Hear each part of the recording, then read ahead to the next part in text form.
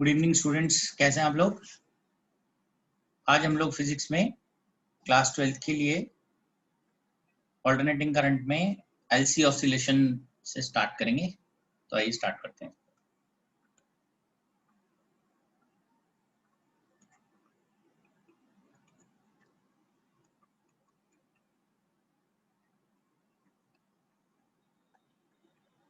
Last class में हमने average power dissipation और क्यू फैक्टर के बारे में डिस्कशन की थी। अभी हम एलसी ऑसिलेशन से स्टार्ट कर रहे हैं।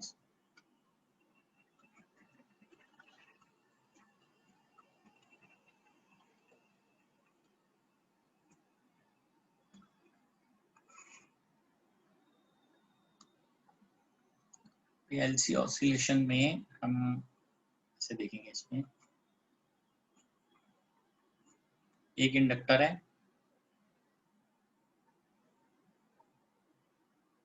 और एक है capacitor. Now capacitor is connected there for a long time. ठीक है, तो कैपेसिटर इज कनेक्टेड, ये है ये सी, ये L.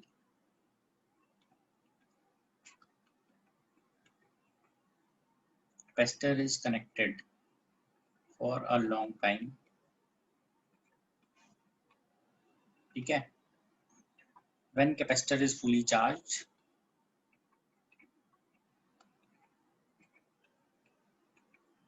now when capacitor is fully charged, capacitor full charge हो गया, then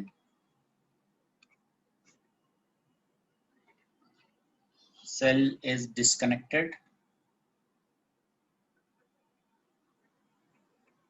then cell is disconnected from capacitor and switch is closed, switch S is closed। ठीक है, अब इसके बाद देख लेते हैं।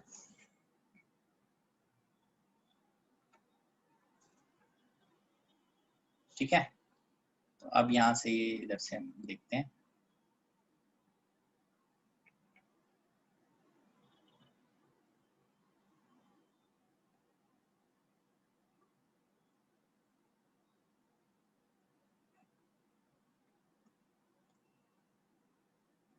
ठीक है, ये और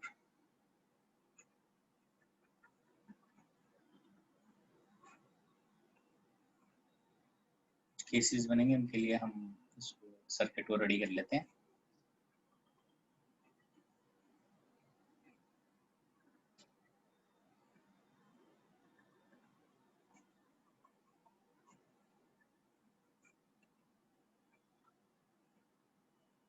ठीक है, तो ये बेसिकली एल और सी कैपेसिटर।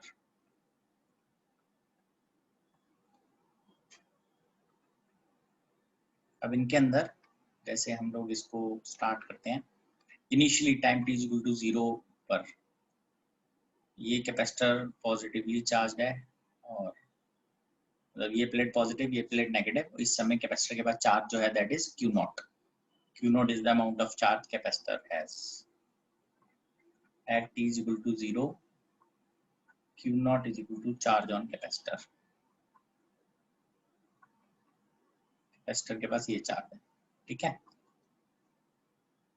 अब because of this charge initial energy भी हम लोग देख लेते हैं कितनी है। यहाँ पे कैपेसिटर के अंदर जो एनर्जी है that is Q naught square by 2C, और इंडक्टर के अंदर जो एनर्जी है दैट इज 0। ठीक है, अब यहाँ से जो, क्योंकि कैपेसिटर पॉजिटिवली चार्ज है, capacitor will supply current to the circuit. Capacitor यहाँ से करंट सप्लाई करेगा सर्किट को, और after some time, this time is T/4, इस समय यहाँ पर जो करंट है इंडक्टर में मैक्सिमम करंट फ्लो कर रहा होगा I नॉट, और यहाँ पे चार्ज जो है दैट बिकम्स 0। इधर हमारे पास क्यू नॉट चार्ज था, यहाँ charge Q is equal to हो गया 0। इधर अगर हम देखेंगे U C is equal to 0 and U L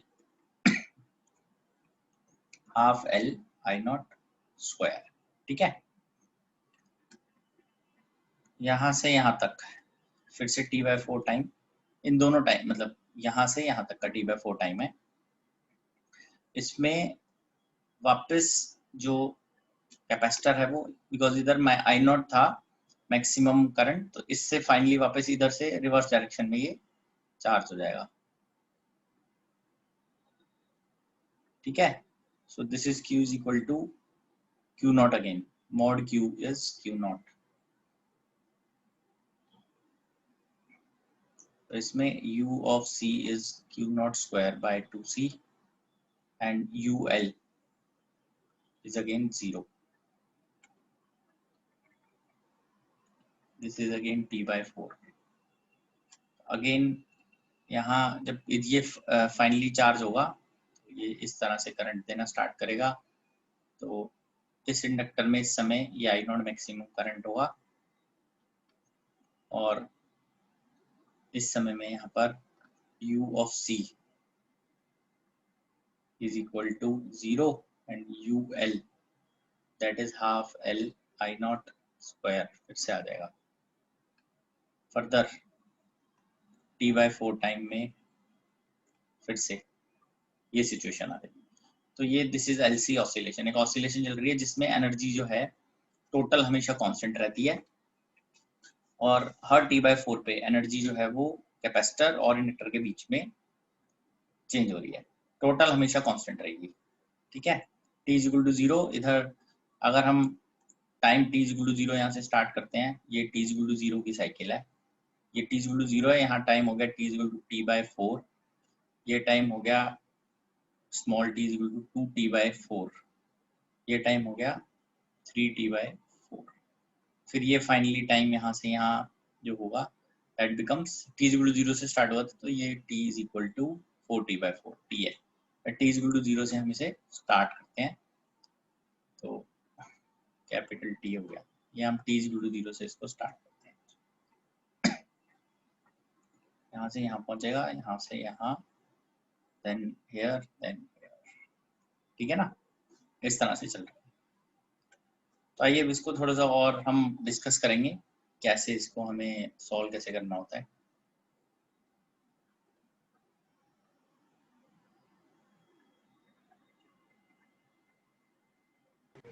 sir ये डायरेक्ट करंट जा रहा है ना, डीसी है नहीं? नहीं, ये पहले चार्ज हुआ था, चार्ज होने के बाद करंट स्टार्ट होगा। करंट तो वहां पे अभी पता चल जाएगा किस टाइप का, अभी देखियो एसी होगा, ये डीसी नहीं होगा। ये तो स्टार्ट हुआ था ऐसे यहाँ। कैपेसिटर में तो चार्ज स्टोर हुआ था ना, तो वो फिर एसी हाँ, फेंक रहे उस वो जो चार्ज स्टोर हुआ है वो किस तरीके से चलेगा ये देखना है ना। हैं।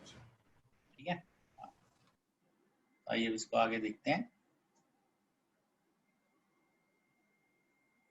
Now at time t,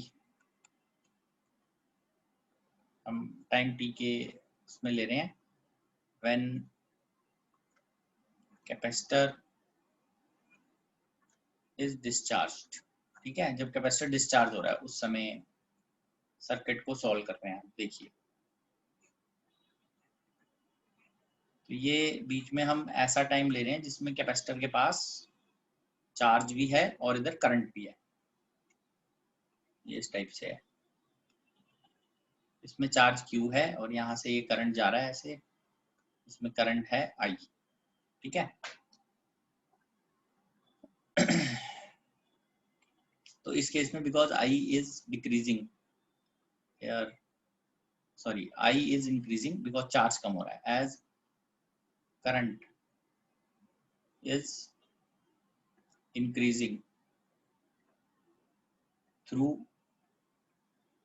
inductor,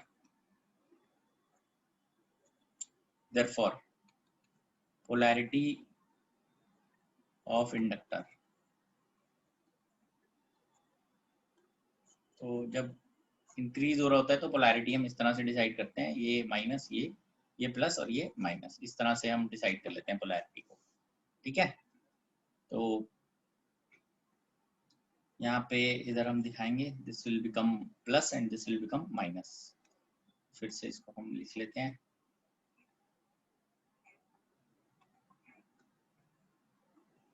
ठीक है, ये आ जाएगा जी प्लस, ये आ गया माइनस,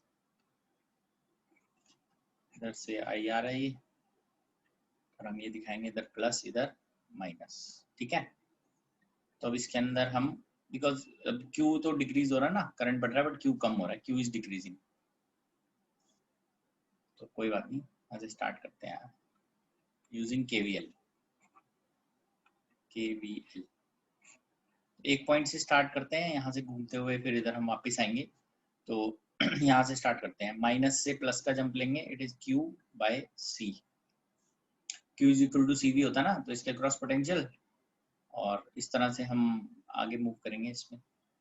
माइनस से इधर आया प्लस, इधर से सप्लाई हो रहा है, ये धीरे धीरे कम हो रहा है, और इधर करंट इंक्रीज हो रहा है।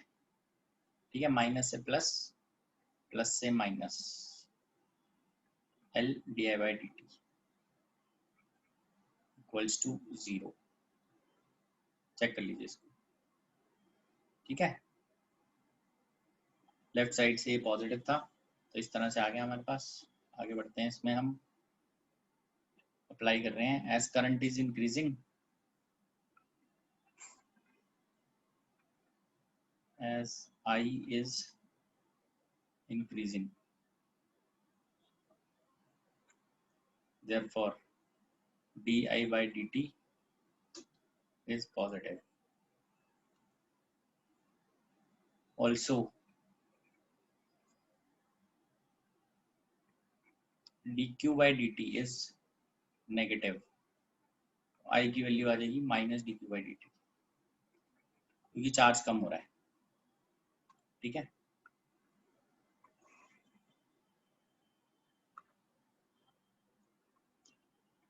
therefore I की वैल्यू है अगर माइनस dq/dt, तो di/dt अगर हम करते हैं तो ये आ जाएगा माइनस d²q/dt²। तो फ्रॉम इक्वेशन 1 उसके अंदर हम ये वैल्यू डाल देते हैं,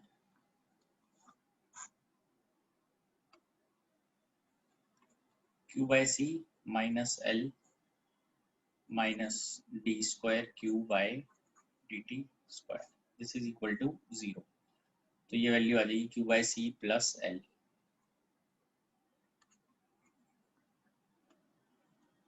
therefore d²q/dt² plus q/LC equals to 0।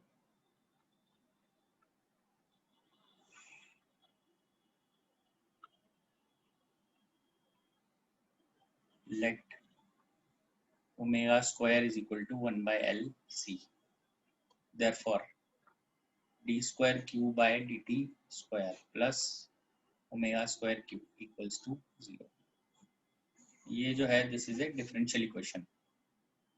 ठीक है ना, differential equation of second order, second order derivative है ना, डिफरेंशियल इक्वेशन आ गई। तो इसके लिए हम इसका सॉल्यूशन लिखते हैं, therefore solution of above differential equation can be written as, Q में लिखना है हमें, तो this is Q is equal to A sine omega t plus five. ठीक है, तो अभी हमें A और फाइव यहाँ पर फाइंड आउट करने हैं। At t is equal to 0 Q is equal to Q0। ठीक है, एंड I इक्वल टू हो गया 0। तो इसको डिफरेंशिएट कर लेते हैं पहले, तो differentiate with respect to t ताकि करंट भी आ जाए। I की वैल्यू आ जाएगी यहाँ से, ये लिखा हुआ ना minus dq/dt minus A omega sine का डेरिवेटिव हो गया cos omega t plus five not plus five. ठीक है जी, यहाँ तक देख लीजिए, फिर हम आगे बढ़ेंगे इसके अंदर। किसी भी समय t पर कैपेसिटर जो है, सॉरी, जब कैपेसिटर डिस्चार्ज हो रहा है तब जो करंट है वो बढ़ रहा है, एक्चुअल में हम ऐसे समझ रहे हैं, क्योंकि ये कैपेसिटर जो ये यहाँ से सप्लाई कर रहा है, ठीक है ना, करंट को, तो करंट धीरे धीरे बढ़ रहा है। तो जब पोलैरिटी इस तरह से डिसाइड होगी, फिर जब करंट बढ़ रहा होता है तो जिधर से एंटर कर रहा है वो प्लस, जिधर से एग्जिट कर रहा है वो माइनस। इधर केवीएल लगाया, इधर से स्टार्ट किया, इधर ही पहुंचेंगे, यहाँ से क्या माइनस से प्लस का जंप, प्लस क्यू बाई सी, इधर प्लस से minus L D I by d T, D I by d T positive है इसलिए वो एज इट इज लिखेंगे हम, करंट क्योंकि बढ़ रहा है। But D q by d T जो है वो नेगेटिव है क्योंकि चार्ज घट रहा है, तो आई की वैल्यू होती है D q by d t, तो माइनस लगाएंगे ताकि करंट पॉजिटिव रहे। तो आई की value minus d q by d T थी, एक बार और डिफरेंशिएट करेंगे, सेकंड ऑर्डर आ जाएगा यहाँ पे। इक्वेशन 1 में हम D I by d T की वैल्यू डाल देते हैं, तो second order differential equation ready हो जाती है। इस टाइप की इक्वेशन का आंसर हम इस तरह से लिखते हैं, सॉल्यूशन, इसमें ए और फाई हमें फाइंड आउट करना है। T is equal to 0 and conditions को यूज करेंगे। जब टाइम 0 था तो चार्ज था क्यू नॉट और करंट था 0। अभी मैं सबसे पहले करंट निकाल लेता हूँ। अब नेक्स्ट में मैं T0 पुट करूंगा इस Q वाली इक्वेशन में और I वाली इक्वेशन में, और रिस्पेक्टिव वैल्यूज उनकी रख दूंगा मैं।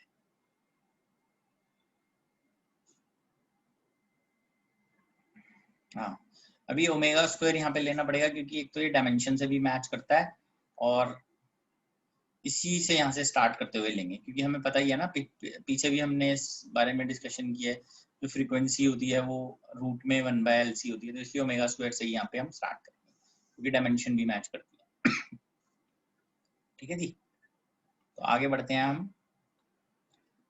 तो put t is equal to 0 इन, ये 1 थी, ये सेकंड इक्वेशन है और ये थर्ड है, in equation 2 and equation 3। Equation 2 and equation 3, तो हमें q की जगह पे q नॉट रख दिया, therefore q naught is equal to, ये वैल्यू आ जाएगी a sin phi and 0 is equal to a omega cos, ये i की वैल्यू 0 है, ये आ जाएगा minus a omega cos phi। ठीक है, ये आ गया हमारे पास, this is 4 and 5 from equation 5।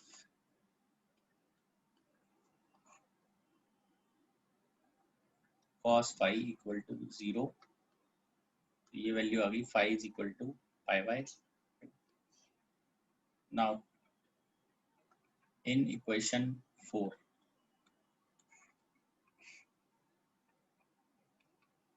a sin pi by 2, a की वैल्यू आ जाएगी q नॉट।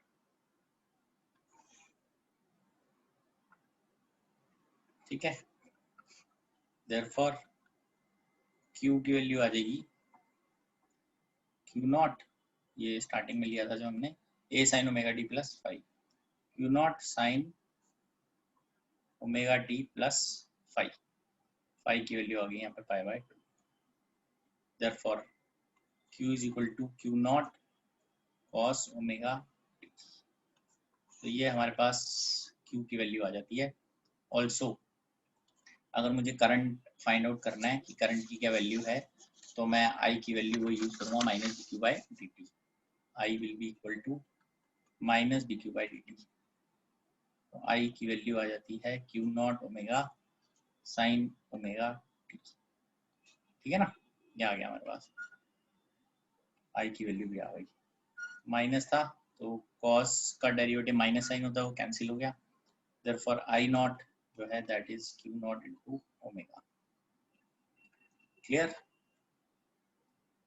तो ये पूरी डेरिवेशन है इसकी, आपको ध्यान रखना है। अब सॉल्यूशन ऑफ डिफरेंशियल इक्वेशन आपको भी ध्यान रखना है, ये इस तरह से निकलता है, एसएचएम का पार्ट है, तो अगर एसएचएम ध्यान है तो आपको पता होगा, वहाँ पे हमने ऐसे ही निकाला था, d square x by d t square plus omega square x is equal to 0। ठीक है।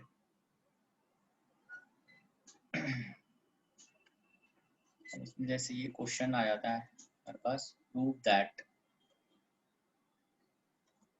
इन LC oscillation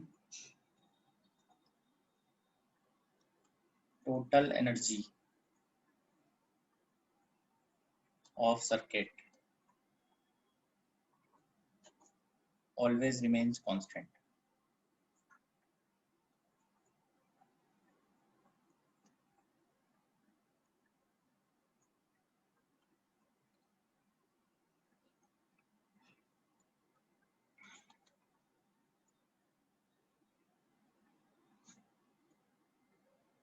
दोनों में लग जाता है केवीएल, किसी भी समय लगता है, डीसी में भी लगता है, एसी में भी लगता है।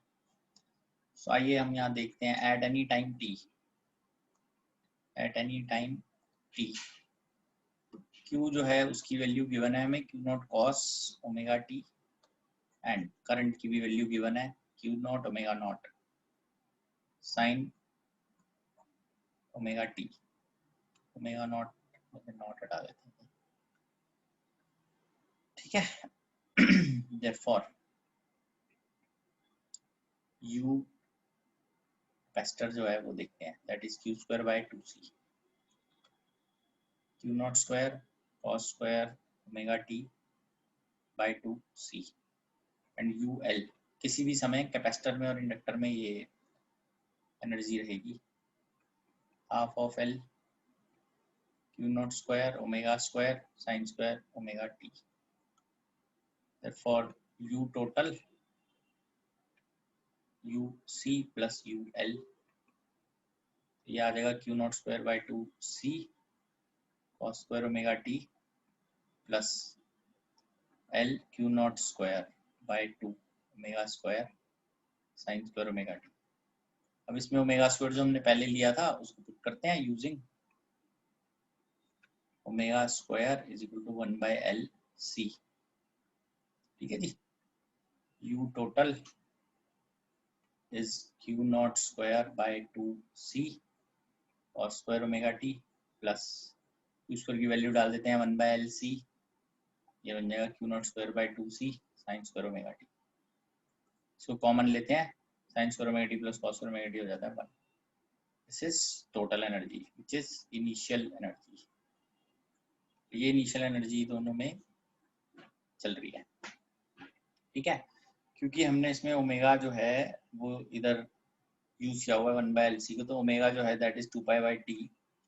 रिमेंबर जो हम कैपिटल टी स्टार्टिंग में लिख रहे हैं, अगर आपको ध्यान हो, इसके लिए हमने कैपिटल टी जो यूज किया है, ध्यान रखिएगा, ओमेगा जो है that is 2 pi by t और ये होता है 1 by root L C, t की वैल्यू ये आ जाएगी 2 पाई रूट एल सी, ठीक है। ये थी हमारे पास टोटल एनर्जी। तो ये टोटल एनर्जी जो है ये हमेशा कांस्टेंट रहती है किसी भी एलसी ऑसिलेशन के अंदर। अब एलसी ऑसिलेशन पे किस टाइप की प्रॉब्लम आ जाती है वो भी देख लेते हैं, ठीक है। आगे बढ़ते हैं इसमें।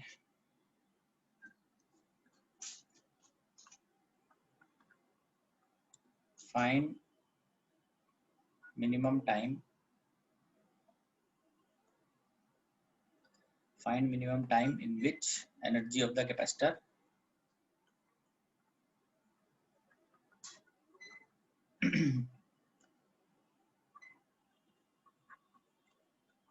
in which energy of capacitor equals energy of inductor,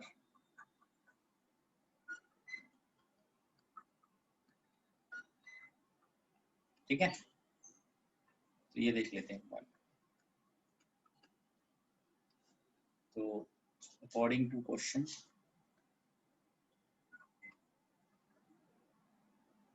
u of c is equal to u of l, as u of capacitor plus u of inductor is equal to total energy q naught square by 2c. This is total energy which was constant. Therefore 2 times u C is equal to, ये हो गया q not square by 2c। Therefore u of capacitor is q not square by 4c। ठीक है जी। Also u of c किसी भी instant पे ये भी है Q square by 2c। Equate करते हैं इसको। therefore q square by 2c, q square by 2c is equal to q naught square by 4c. It implies q is equal to q naught by 2, as जो capacitor है उसके अंदर ये value ऐसे चलती है। therefore ये आ जाएगा q naught by √2 q naught cos omega t, cos omega t is equal to 1 by √2। Omega T की वैल्यू आ जाती है पाई बाय 4। ठीक है, टी की वैल्यू आ जाएगी पाई बाय 4 ओमेगा।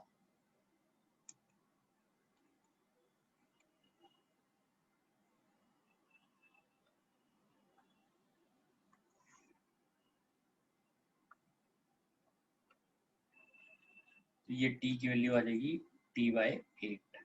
ठीक है ना। तो ये t की वैल्यू तो हमें पता ही है 2 pi under root L C, capital T होता है।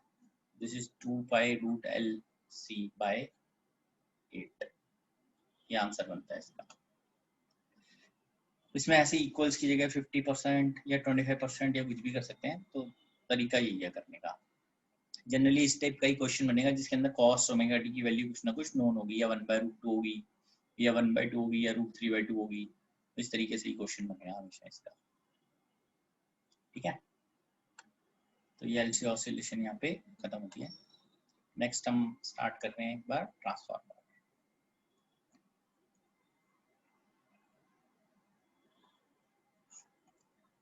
हाँ जी।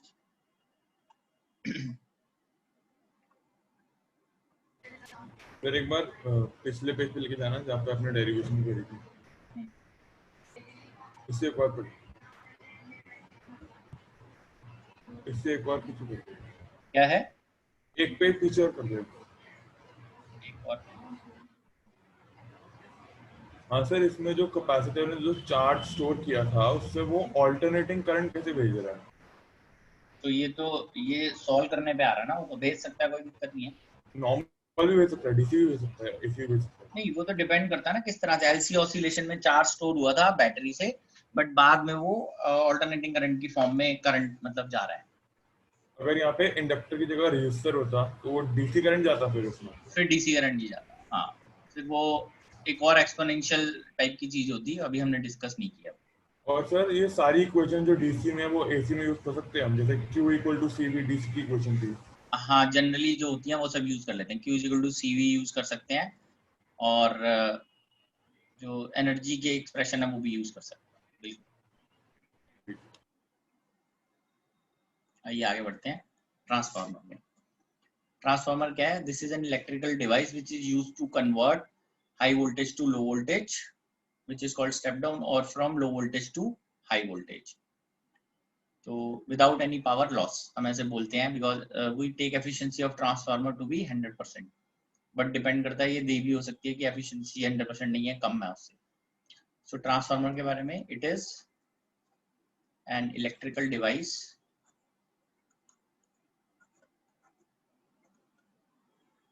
used to convert high voltage to low voltage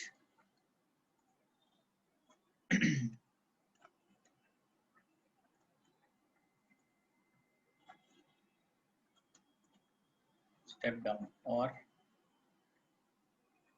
low voltage to high voltage।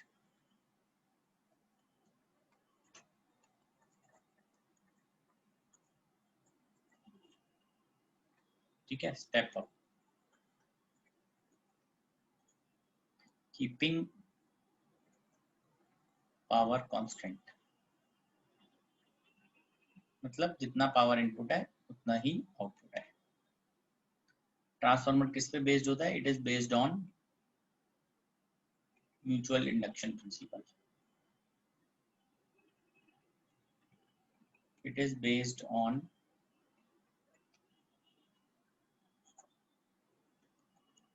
principle of mutual induction.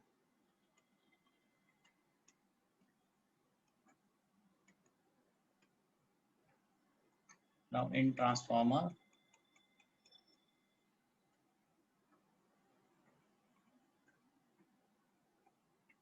P input is equal to P output. जितना input है उतना ही output है. ठीक है, इसको बना लेते हैं एक बार, आप देखते हैं. क्लियर है इसको? आगे बढ़ेंगे इसमें. अब हम म्यूचुअल इंडक्शन प्रिंसिपल पे बेस्ड है. हाई वोल्टेज से लो वोल्टेज में कन्वर्ट करना है या फिर लो से हाई में कन्वर्ट करना है. हाई ट्रांसफार्मर यहाँ पर हम एक बार बना लेते हैं.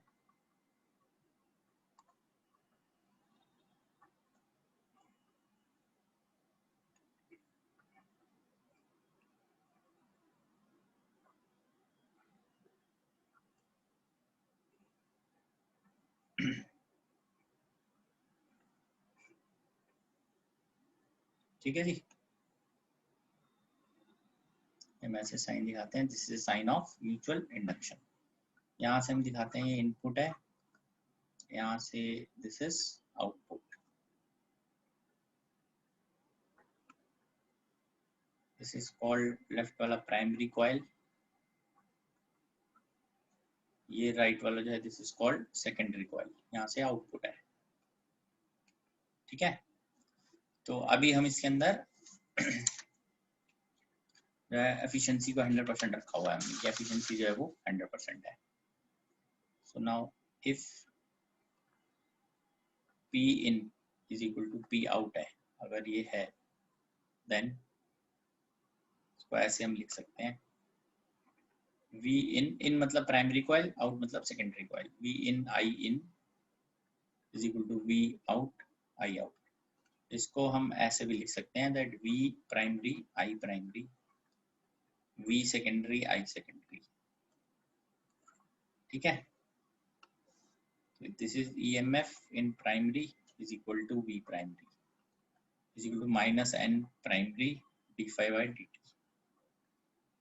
EMF in secondary is V secondary minus N secondary d phi by dt.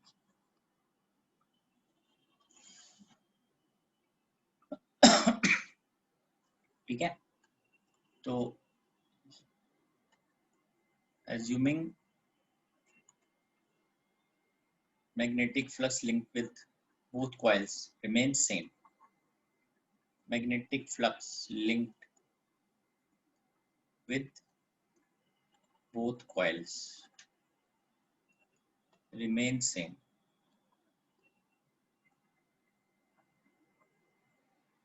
ठीक है, अगर आप मैग्नेटिक फ्लक्स सेम लेके चलते हैं तो d phi by d t दोनों में सेम हो गया. Therefore Vp by Vs primary by secondary is N primary by N secondary. इस तरह से आ गया. From equation 1 V primary by V secondary is equal to, इसको ऐसे भी लिख सकते हैं, V primary by V secondary is I secondary by I primary is equal to NP by NS. Also इसको ऐसे लिखेंगे अगर V secondary by V primary, I primary by I secondary, N secondary by N primary. This is equal to K. This K is known as turn down ratio.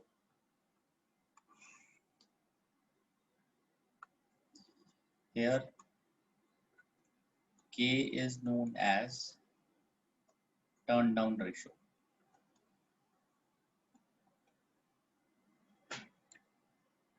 If K is greater than 1, so NS will be greater than NP. It is called step up transformer. If K is less than 1, N secondary is less than N primary. This is called step down. ठीक है, तो ये आ गया हमारे पास। Transformer में generally मतलब efficiency 100% ली जाती है। अब अगर एफिशिएंसी 100% नहीं ली जा रही,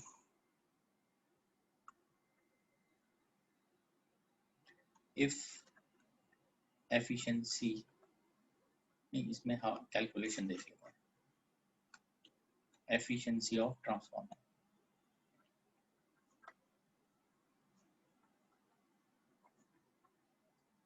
अगर हमें एफिशिएंसी फाइंड आउट करनी है तो efficiency is written as output power by input power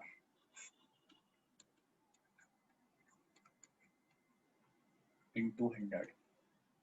So this is V secondary I secondary by V primary I primary, जिसको आप अभी तक 100% मान रहे हैं। अगर बाई चांस 100% ना हो तब हमें ऐसे करना है उसको। हाँ, यहाँ n जो है that denotes number of turns, so ns means number of turns in secondary coil, np means number of turns in primary coil। ठीक है जी, ये आपको ध्यान रखनी है बात। ns number of turns in primary coil, sorry, number of turns in secondary coil। S means secondary, P means primary।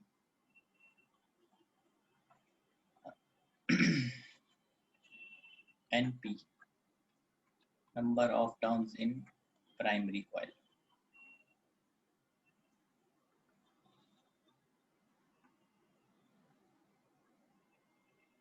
ठीक है, ये आ गया आपके पास। क्लियर है बेटा? ये चेक कर लीजिए, फिर आगे बढ़ेंगे इसमें हम।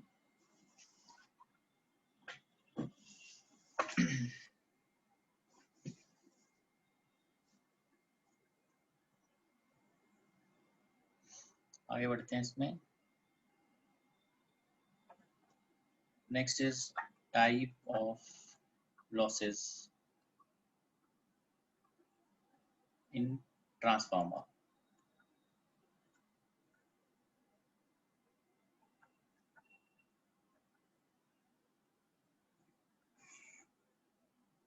ट्रांसफार्मर के लॉसेस कैसे हमें बताने हैं, देखते हैं।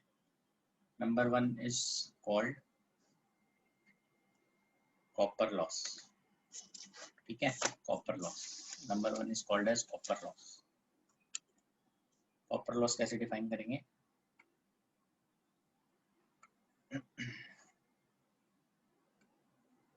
It is defined as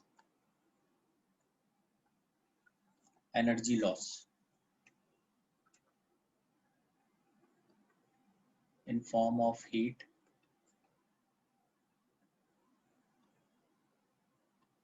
in copper coil of transformer।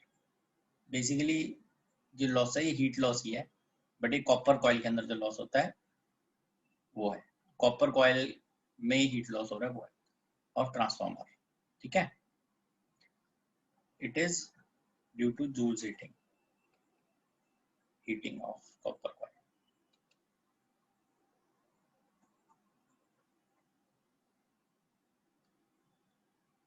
ठीक है जी, तो नंबर 2 पे है, that is called iron loss. This is again energy loss in the form of heat, but ये जो है वो उसके कोर के, आयरन कोर के अंदर है। It is defined as energy loss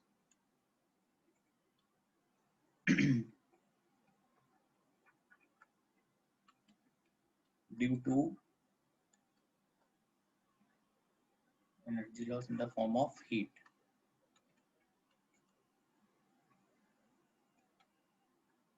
in iron core of transformer। ठीक है, इसको कैसे अवॉइड किया जा सकता है? By lamination. By lamination we can reduce it. Laminate कर दीजिए आयरन को, वी कैन रिड्यूस। इसको कैसे रिड्यूस कर सकते हैं? By taking thick wire, area बढ़ाएंगे रेजिस्टेंस कम हो जाएगा।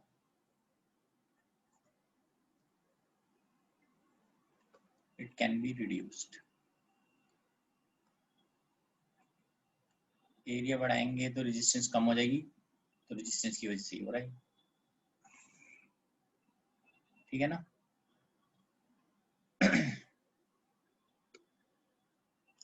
बेसिकली ये जो है this is due to formation of eddy currents also. Iron जो कोर होता है उसके अंदर एडी करंट फॉर्म होते हैं, इसको एडी करंट लॉस भी बोला जाता है कई बार, ठीक है ना। आयरन लॉस को हम एडी करंट लॉस भी बोलते हैं, eddy current loss, eddy current loss, ठीक है जी। इस तरह से भी इसको बोला जाता है। नेक्स्ट है flux leakage.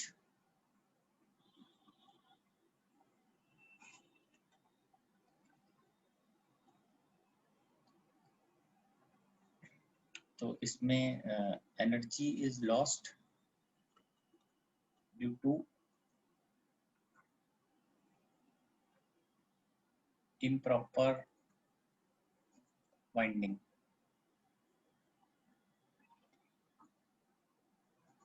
Due to air gaps. अगर हमने प्राइमरी और सेकेंडरी कॉइल को प्रॉपरली वाइंड नहीं किया तो वहां पर भी एनर्जी लॉस होता है, तो फ्लक्स लीक होता है और एनर्जी का लॉस हो जाता है। Next is hysteresis loss.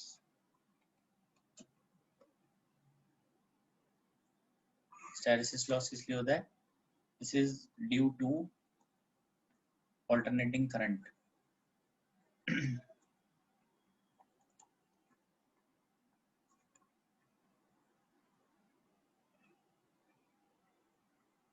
energy density loss is there,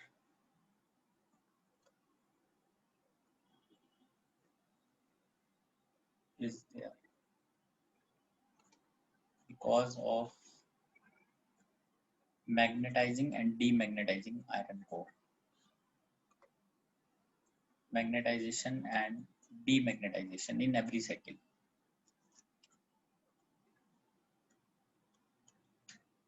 of iron core in every cycle, ठीक है। एक और है इसमें loss, that is known as magnetostriction.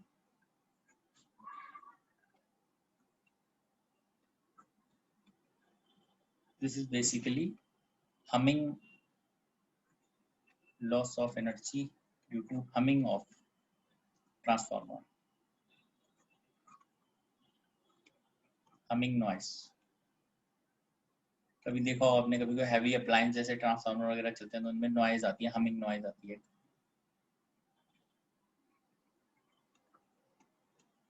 Vibration हो रही है उसके अंदर, उसकी वजह से ऐसा होता है, ठीक है ना।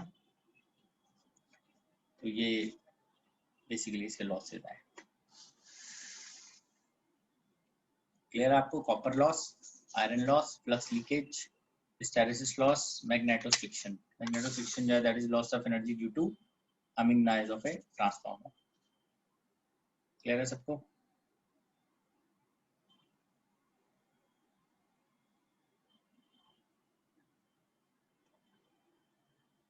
आगे बढ़ते हैं इसमें।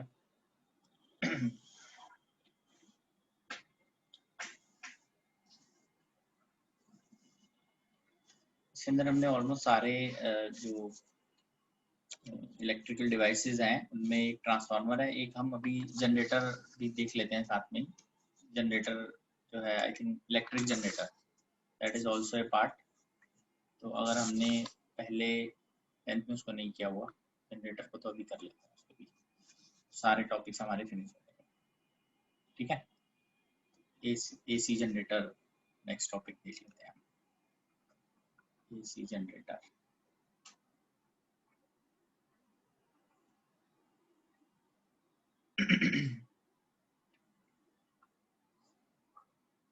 this is north pole, this is south pole.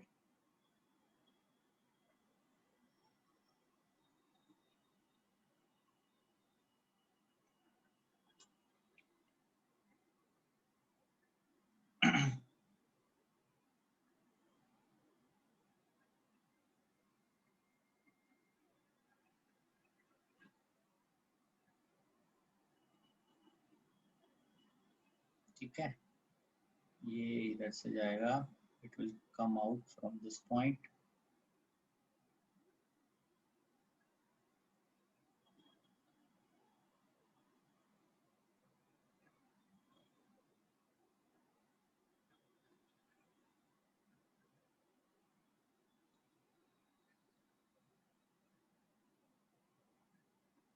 Plus minus load,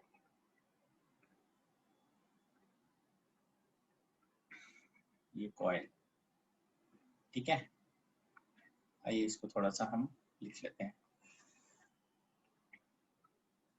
इसका प्रिंसिपल किस पे बेस्ड है?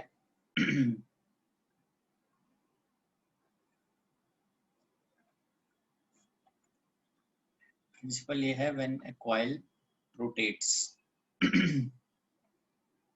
in external magnetic field, when a coil rotates in external magnetic field, then due to change in magnetic flux, EMF is induced. So whenever a coil rotates in external magnetic field, then due to change in magnetic flux,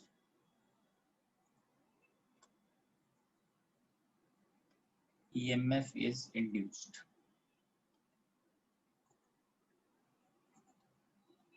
ठीक है, अच्छा construction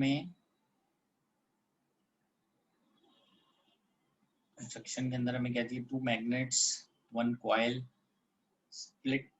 slip rings, 2 magnets,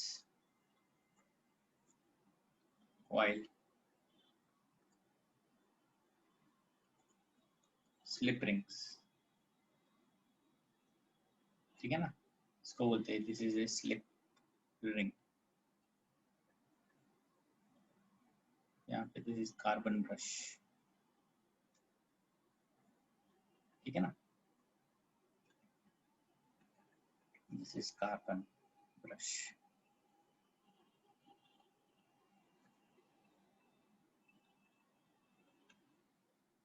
this is slip ring.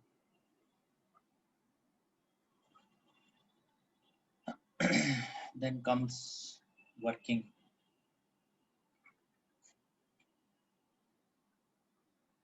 As coil rotates, flux phi, which is equal to BA cos theta, also changes. Therefore, an EMF is induced.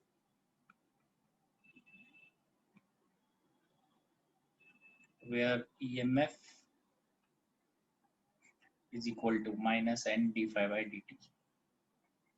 ठीक है जी, देख लेते हैं इसको।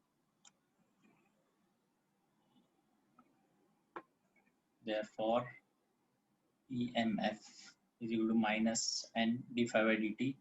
तो ये आ जाता है BA, जो हो गया minus sine theta d theta by dt। EMF की वैल्यू आ जाएगी NBA साइन थीटा ओमेगा। ये आ गया हमारे पास। ठीक है जी, this is peak value of EMF। This is peak value of EMF।